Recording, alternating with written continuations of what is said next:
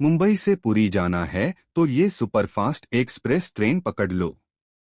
गाड़ी नंबर 12,145 हर हफ्ते रविवार को रात 8:35 को लोकमान्य तिलक टर्मिनस से रवाना होगी, जो कि भाया ठाणे, मनमाड़, भुसावल, वर्धा, नागपुर, रायपुर, बिलासपुर, संबलपुर, तालचेर रोड, कटक, भुवनेश्वर होकर तीसरे दिन सुबह 8:35 को पुरी स्टेशन पर उतारती है।